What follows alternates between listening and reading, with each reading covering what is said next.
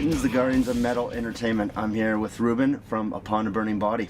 How's it going? What's up? Doing great, man. Awesome, awesome. So we're here in Seattle. You're on tour with Asking Alexandria. Oh yeah. And Chelsea Grin and Bliss Fall. And how are things going so far with the tour? It's great. It's a jam-packed lineup. You know, every show's been amazing. So I don't expect this one to be any different. So you guys have a new album out called "The World Is My Enemy Now," and it's your latest album, which got released a couple months ago, I believe. So what was the intent? What was the sort of the concept behind this album? It's cool because this one is actually, we got to show a little bit of ourselves in, because the past two had a real strong theme and they had a kind of movie vibe.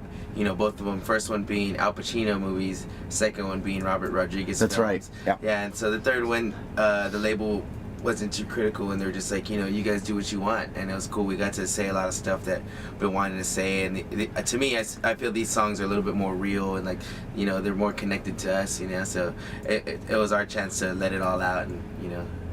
And this album hit number 39 on the 200 Billboard, which is awesome. Great, so how did that feel? Felt amazing, you know. I never thought that I would even be a part of that chart, you know, as a youngster growing up playing music, you know. So that's awesome. You had Will Putney.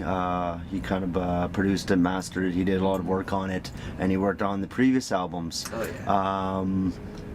And obviously you trust him as a producer to come in and work on this. So how was working with him this time compared to like the last couple times on the last two albums? Well, it was crazy because this record, you know, being our third, we wanted to have more time, but it was just like everybody's schedules were so crammed.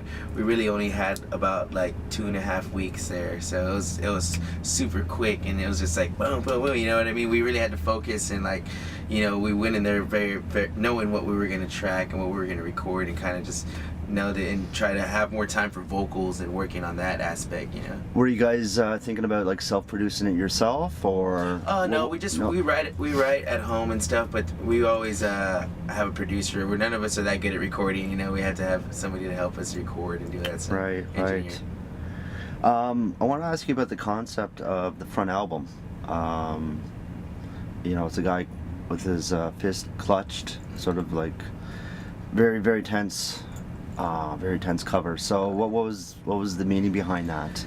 I mean, I think Danny tried to convey that, you know, how shitty the world we live in is, you know, and like how he's dealt with it, and like how he's gone through things, and it's kind of like that, like you're bound by the world, you know what I mean?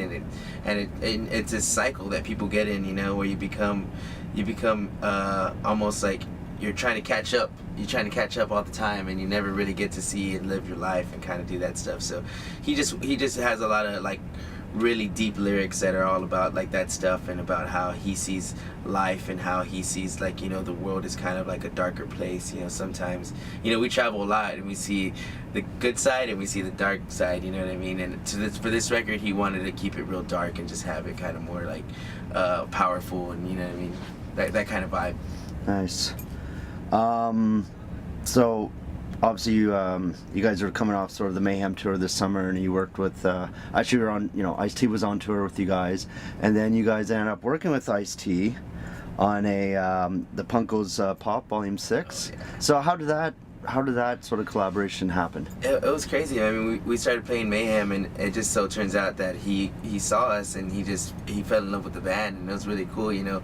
I never thought I would see him standing side stage rocking out to our songs. I turned around and I see Ice-T behind us, and I'm just like, holy That's shit. very cool. Yeah, it's definitely cool for us, and I was just like, holy cow. So we kind of got to know him, and we started hanging out with his son a lot, and you know, his son became a close friend of ours. Well, he was in the band also, right? Yeah. He was gigging with him. Yeah. He was in tour with him all the time, but he was on Mayhem, and he was jamming out, you know. That's very cool. So yeah, we got to hang out with him, and when we looked at the cover, and we were like, man, we got to get a guest spot, you know, somebody good. And we were thinking right off the bat, let's try to ask Ice and see what he says. And sure enough, he's like, yeah, you know, I'll help you guys out, you know. Little Ice asked his dad, and he said, yeah. He's like, I'll do it.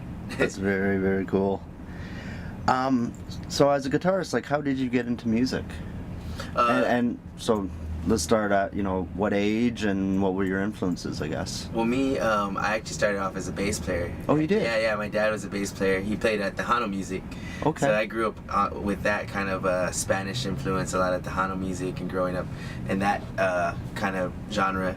But one of my friends in middle school, I remember he took me to his house after school, and he played guitar and he shredded. He was like 13, and he showed me Iron Maiden, and it was a Power Slave tour. Nice. Live, the live cassette VHS, and I remember Live After Death. We watched that VHS, and I was just like, after that, I was just like, holy cow, who is this band? And I learned like literally like every CD of Maiden on bass, and Steve Harris became like my idol, and that's like, I got amazing at bass after that. I started looking into like Flea and Primus, and started getting down like that, and then a couple years later, when I moved to the other side of town, another friend introduced me to the whole underground like metal, kind of like Unearthed and like stuff like that, like As They Die, when they first started, and I was like, what is this? Like, never heard music this heavy, and I kind of freaked out because I was all into System of a Down, the more radio kind of metal heavy stuff, Slipknot obviously. And then I went into this underground phase, and that's when I fell in love with this kind of underground music. I think what it is you get the maximum amount of energy out of the crowd. Like, I don't see any other shows other than like maybe a death metal show or something crazy, but like there's not very many shows that can have that much energy, where people are just losing their mind and screaming as hard as they can and jumping and moshing and doing everything. I a couple months back I went to an indie show. Okay. And I looked at the crowd, and they're just like nodding their head, and I'm just like, man, I don't think I could ever play in an indie band. Like, I'm so used to the energy of the crowd. Yeah. So that's it. I mean, I switched to guitar because I would help the band write a lot of music on guitar as well. And when our guitar player quit, it just made sense. You just fell into the spot. Exactly. I got a promotion, so I was like, now I get to show off, what I really write and do, because I write a majority of our music. Oh, great! Yeah. Awesome. Well, speaking of your live performances, you guys are a bit different. Where you guys don't wear jeans and t-shirts. You guys are wearing like the suits thing and the vests. So who came up with that sort of concept? That was pitched to us by our label when they first signed us. Oh, okay. And they were kind of like, they wanted the band to have an image, and they're just like, you guys should come out of the gate with something, so that way, kids have something to latch onto. It's so easy to get mixed up. If you look just like every other band, and you know what I mean. If you're playing a festival with 50 bands and you're all wearing blue jean vests and jeans and looking band shirts, it's hard to differentiate every band. So we're like, let's do suits. There's very few heavy bands, heavy metal bands that wear suits, and it'll throw people off, and and it worked with us. You know what I mean? We're all Hispanic. We have like the kind of GQ thing going. You know what I mean? So I think it worked out. And people remember us no matter what. Even if they didn't like us, they still gonna remember the suits. Just the stage presence. Yeah, the band with the suits. I remember them. Yeah. You guys are with Sumerian Records. How is that relationship going? Great. I mean, we're on our third record. We what I mean. We still have another one to go, and they've treated us well the whole time. We have no complaints. So after this tour with Asking and Alexandra, you guys go back on the road in January. Are you co-headlining? Yeah. With Bellamaya. Yeah. So you're doing that for a month, and then after that, you're gonna do Rock on the Range. Yeah. So how did that happen? That was actually due to our new booking agent. You know what I mean? And he has more relationships with those kind of like rock festivals. So he's like, as one of his first things, he's like, I want to get you guys on a Rock on the Range, because you know what I mean. That's a huge festival, and I think you guys would do great. We've been touring with Five Finger Death Punch and like Trivium and like those kind of more bigger metal bands. He's like, radio bands. He's like, you guys should try it out and see how it goes. And you guys are kind of used to the festivals because you guys have done Uproar, you have done Mayhem, Rockstar Mayhem, and now Rock on the Range. So do you guys prefer the festivals over the small clubs, or no, I mean, I like both. I like being intimate because it just it brings you like, you know, home and like makes you feel good, you know, Yeah. playing the small shows and the festival shows. Obviously, it gives you like that makes you feel like you're superhuman. You know, you see thousands and thousands of people, and you know, but it's good to do both because you know you can't always be in the festival world and think that you're this gigantic, you know, rock star. You gotta sometimes go back to the clubs and, you know, get to the nitty gritty. Absolutely. Yeah. All right. I want to thank you very much, and have a great show, and have a great tour.